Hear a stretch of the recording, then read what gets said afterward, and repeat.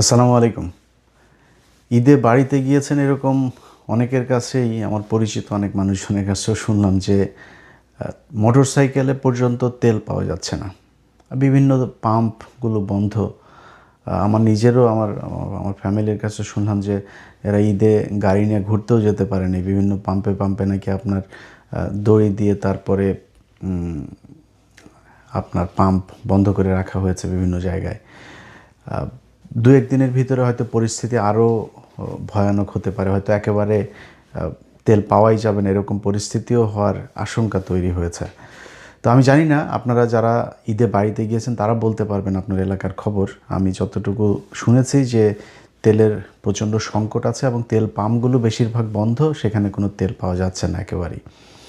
এখন ধরেন এই ভিডিওতে কথাগুলো বলছি, বিএনপি ক্ষমতায় এসছে মাত্র ধরেন 1.5 মাস হলো, তো এদেরকে মানে দায় দেওয়ার জন্য বা এদেরকে দোষ দেওয়ার জন্য, এদের কারণে এরকম হচ্ছে এরকম কিছু বলার জন্য না, বরং বিএনপি এটা নিজেদের ঘাড়ে তারপরে নিয়ে তারা বোঝানোর চেষ্টা করছে যে তারা সব দায়িত্ব বিশাল আকারে পালন করছে। এখন দেখেন, আপনি এই যে যোগাযোগ মন্ত্রী রবিউল ইসলাম, রবিউল ভাইরে আমি ভীষণ পছন্দ করি। কোন দিন থেকে জানেন?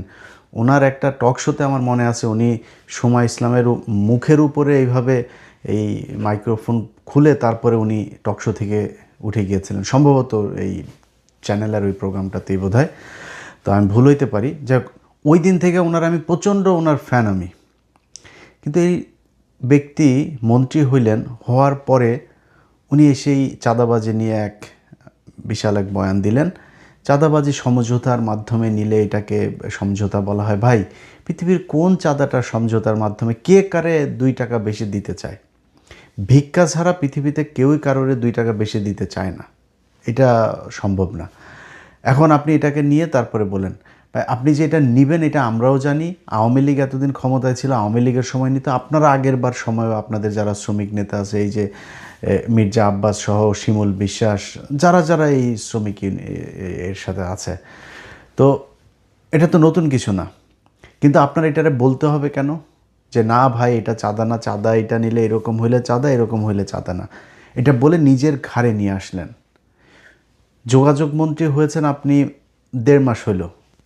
আপনি মানুষের কাছে সময় চাইতে পারতেন যে ভাই আমরা ক্ষমতায় এসছি মাত্র, আমাদেরকে একটু সময় দেন, একটা ঈদ অন্তত সময় দেন, পরের ঈদে আপনাদের এই ভোগান্তিগুলো যা যা হয়েছে এগুলো আমরা ঠিক করে নিব।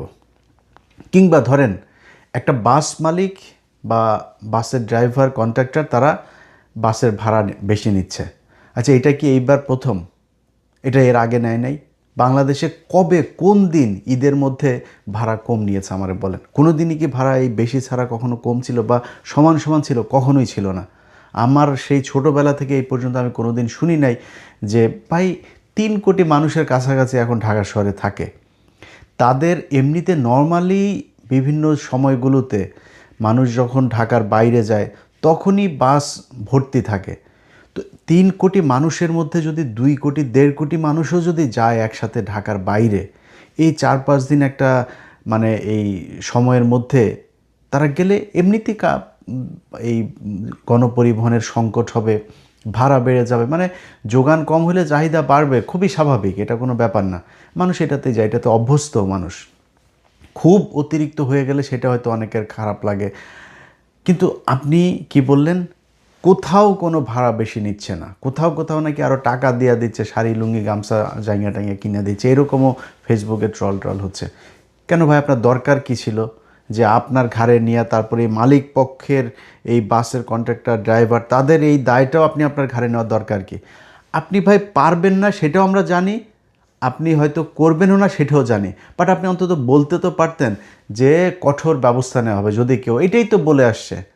চেষ্টা করেন, যদি আসলেই আন্তরিকতা থাকে তাহলে চেষ্টা করতেন, হইলে হয়তো, না হইলে নাই, মানুষ এমনি যাইতো। এইটাও মানুষের কাছে, বাংলাদেশে মানুষের কাছে একটা ঈদের আনন্দের মতোই যে এটা সবাই গাদাগাদি করে তারপরে যাবে, এই কষ্ট এই পরিশ্রম সব মানে প্রিয় মানুষদেরকে দেখার পরে তাদের সব এই ক্লান্তি তারা ভুলে যায়। এটা বাংলাদেশে খুব স্বাভাবিক একটা ঘটনা।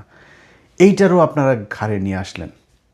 এখন পরিস্থিতিটা যা দাঁড়িয়েছে, মানে আওয়ামী লীগ যা যা করতো আপনারা ওইভাবেই করবেন। কোনো পরিবর্তনের কোনো চিন্তাভাবনা আছে বলে এই সরকারের কাছে আমার অন্তত মনে হয়নি। দেখেন, আপনাদের আজকে যে তেলের সংকট, আপনাদের এই যে $2 বিলিয়ন অলরেডি আপনারা লোন চেয়েছেন, তারপরে সামনে আরও সংকট হবে। এই তেলের দামের কারণে আপনার শুধু তেল না তো, আপনি যেই জ্বালানিগুলো আমাদের বাইরে থেকে আনতে হয়, প্রতিটা জ্বালানির দামই বাড়বে। তো এই যে জ্বালানিগুলো আপনি দামটা বাড়বে, এটাতে প্রতিটা জিনিসের দাম বাড়বে, ইনফ্লেশন হবে, আপনার নতুন করে টাকা ছাপাইতে হবে, বা কি বলে এটা, রিজার্ভ ঘাটতি হবে, সবই হবে। কিন্তু আপনার উচিত ছিল কি?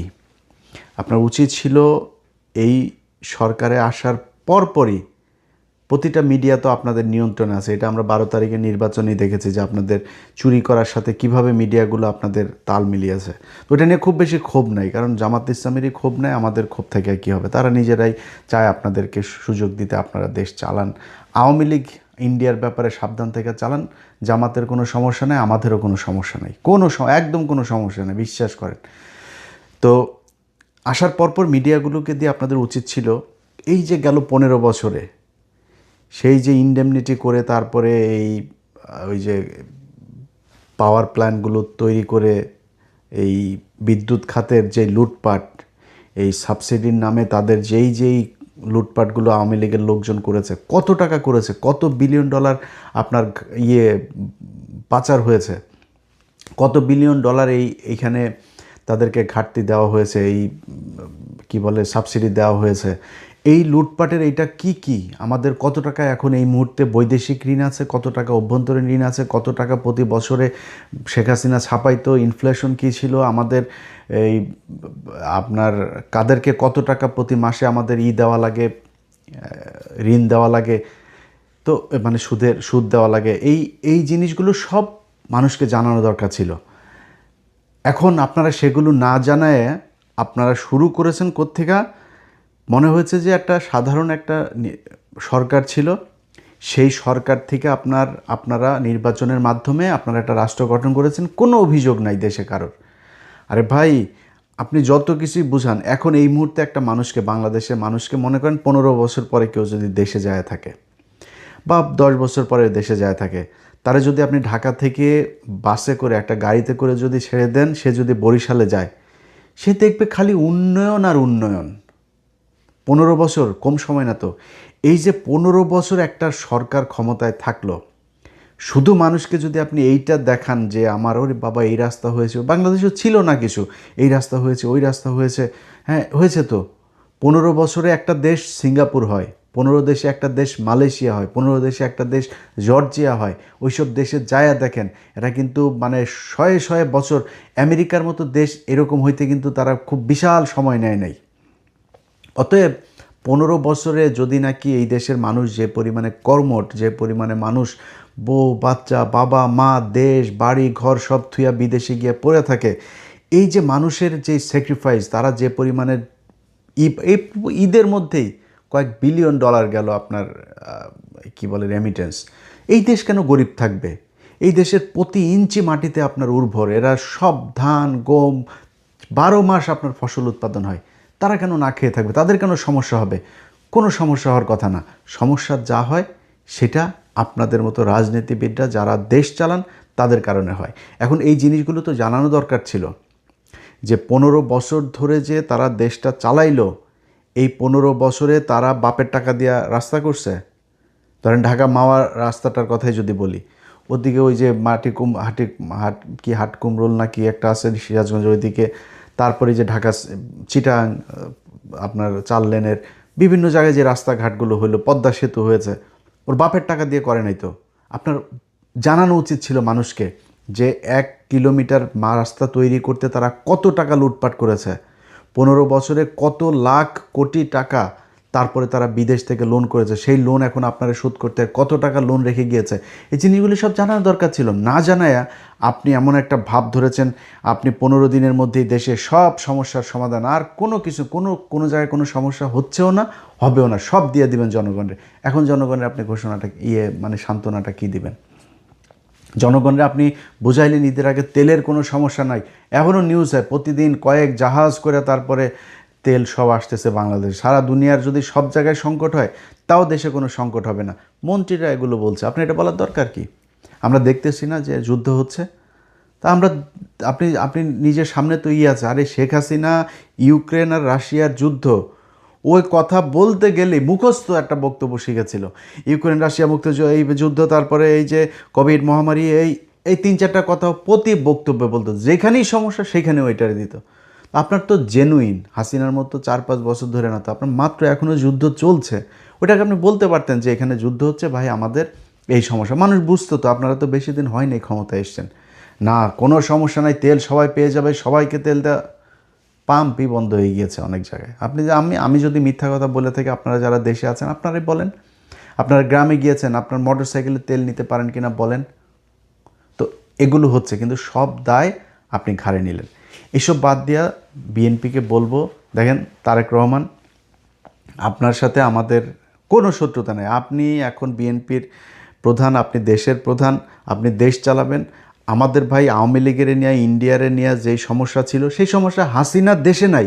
এটাই আমাদের জন্য বিশাল ব্যাপার, এইটাই অনেক কিছু। বাট আমরা দেশের একদম পুরো দেশটাকে একটা সিঙ্গাপুরই চেয়েছিলাম, যেই কারণে মানে পুরো আওয়ামী লীগ এবং ইন্ডিয়া থেকে আমরা একটা স্বাধীন সার্বভৌম দেশ চেয়েছিলাম, যে কারণে একদম জিরো টলারেন্স হয়ে তারপরে অনেক কথাবার্তা বলেছে, অনেক কিছু করতে চেয়েছে, হয় নাই, পারে নাই। সব চোরের বাচ্চারা সব এই জায়গায় এসে, এই যে ডক্টর ইউনূস, সে যে দেশটা চালায় গেল, এই শুয়োরের বাচ্চা, পুরা নষ্টের মূল হচ্ছে এই শুয়োরের বাচ্চা, ওর যেই উপদেষ্টাগুলো ছিল এরা, এই আসিফ নজরুল, ইউনূস, তারপরে হইল গিয়া ধরেন আজকে আপনারা যে ঈদটা করছেন না, আসিফ নজরুল শুয়োরের বাচ্চা এখন কয় ও রাসূল সাল্লাল্লাহু আলাইহি সাল্লামরে নিয়ে ওনাকে জীবনী লাগবে। তুই কুত্তার বাচ্চা কি? কে তুই? তোর ঘরে কাজের বুয়া পর্যন্ত প্রেগনেন্ট হয়ে বাইরে হয়, তুই কে? তুই বই লিখবি রাসূল সাল্লাল্লাহু আলাইহি সাল্লামরে নিয়ে, আর তোর বই পড়া লাগবে? তোর বউ হইল রোকেয়া প্যাচি, তোর বউ হইল হুমায়ুন আহমেদের মেয়ে, তুই তো নিজেই শালা নাস্তিক একটা। তুই আসছিস আবার আস্তাগফিরুল্লাহ, ওই স্বীকার করে না, কিন্তু ওর কার্যকলাপ যা আছে সব কিছুই একদম ইন্ডিয়ান মাল। ও প্রথম আলোর পুরো শেল্টার দাতা। ওর কারণে আজকে যেই ঈদটা যাচ্ছে না, যেই ঈদে আপনারা বিশাল আতর সুরমা মাইখা তারপরে বাংলাদেশে ঈদ করলেন, প্রথম সারিতে দাঁড়ায় জাতীয় ঈদগাহে, আপনাদের এইখানে বসাইতে অনেক মানুষের জীবন দিতে হয়েছে, অর্থ দিতে হয়েছে, তার পরিবার ধ্বংস হয়ে গিয়েছে, এখন পর্যন্ত জেল খাটছে, গেল 17 বছর ধরে জেলে। সেই মানুষগুলোকে জেলে রাখা তারপরে আপনারা ঈদ পালন করেছেন। এই আসিফ নজরুল শুয়োরের বাচ্চারা, এই ইউনূস শুয়োরের বাচ্চা, এই দুইটার কারণে এরা আছে। ধরেন আজকে যে আইনমন্ত্রী হয়েছে না, এই আইনমন্ত্রীর বিরুদ্ধে আমি লেখালেখি করেছি দিলীপ আগারওয়ালা আটক হওয়ার পরে, কিন্তু আইনমন্ত্রীর সাথে আমার কিন্তু ভীষণ ভালো সম্পর্ক ছিল। ওনার বিরুদ্ধে বলেছি দিলীপ আগারওয়ালা নিয়ে, কিন্তু কিছু জিনিস স্বীকার করি। এই লোকটাকে যদি কোনো দিন বলেছে যে ভাই অমুক আলেমের আপনার একটা আছে, হেয়ারিং আছে, ওইটা একটু দেখেন, উনি বাংলাদেশে থাকুক আর না থাক, পরের দিন দেখেছি যে উনি সেই কথাটা কোর্ট পর্যন্ত পাঠিয়েছেন এবং সেটা রেজাল্ট পেয়েছে। ওনার মাধ্যমে অন্তত যদি কম হয় তাও 100 জন আলেমকে আমি ওনার মাধ্যমে হেল্প করেছি। এই ঈদ গেল, ঈদের পরের দিন মাওলানা সাইদুর রহমান সাহেব, ওনার সাথে কথা বললাম, উনি বের হয়েছেন। আরে ভাই, সে কেন ঈদ জেলখানায় করবেন? তারেক রহমান, আপনার মায়ের আলেমদের প্রতি যে সম্মান ছিল, আপনার বাপের যে সম্মান ছিল, আশা করি আপনারও আছে। যদি আল্লাহর ওয়াস্তে যদি পারেন এই মানুষগুলিরে ছাড়েন, এই মানুষগুলির সাথে, এই মানুষগুলির জেলখানা থেকে বের করার জন্য আর বিডিআর, এই দুইটার জন্য আমার এই পুরো 1.5 বছর ডক্টর ইউনূসের সরকারের সাথে যত সমস্যা সব এইটা নিয়ে, সেনাবাহিনীর সাথে আমার যত সমস্যা এই দুইটা জায়গা নিয়ে। তো তারা এই ডক্টর ইউনূসরে, এই মাদারি কী করছে জানেন? ওই কিছু হইলে ওই আমেরিকান অ্যাম্বাসিরে দিয়া এই আকাম কুকাম করাইতো, এই যে আলেমগুলোর ব্যাপারে। একটা আলেম ছাড়া হয়, একটা আলেম ছাড়লেই তারপরে কি করে, আমেরিকান অ্যাম্বাসি আপনার ওই আইন মন্ত্রণালয়ে ফোন করে, অমুক এজেন্সিরে ফোন করে।